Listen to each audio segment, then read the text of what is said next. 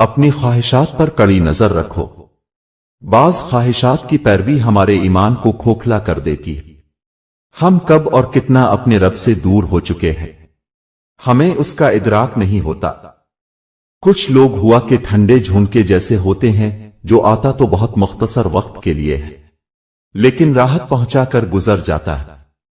ضروری تو نہیں جو لوگ ہمیں پسند نہیں کرتے ہم انہیں چھوڑ دیں، ضروری یہ ہے کہ وہ کون سی وجہ ہے جو ہم ان کی نظر انتخاب میں نہیں اسے سمجھیں۔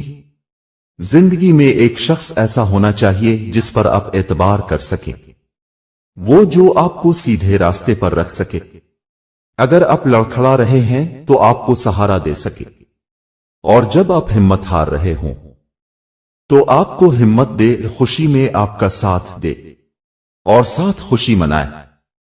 دنیا میں سکھانے والے تو بہت ہیں لیکن سیکھنے والا نہیں۔ اگر ہمیں سیکھنا ہے تو ہم اپنی غلطیوں سے بھی سبق حاصل کر سکتے ہیں۔ الفاظ بہت طاقت رکھتے ہیں، گرانے میں بھی اور اٹھانے میں بھی۔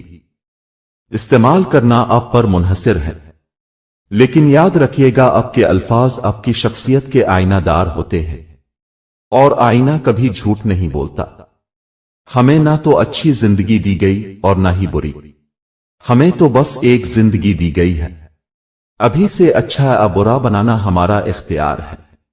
برے اعمال دیمک کی طرح ہیں، اس کی وجہ سے باہر تو کچھ نہیں بدلتا مگر اندر سب مٹی ہو جاتا ہے۔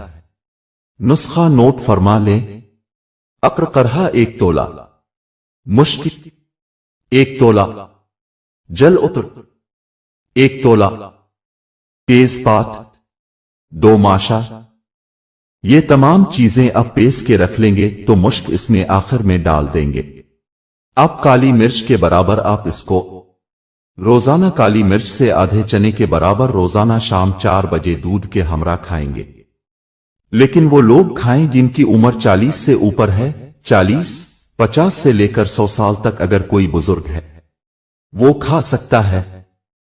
اس دوائی کو 40 دن تک استعمال کرنا ہے۔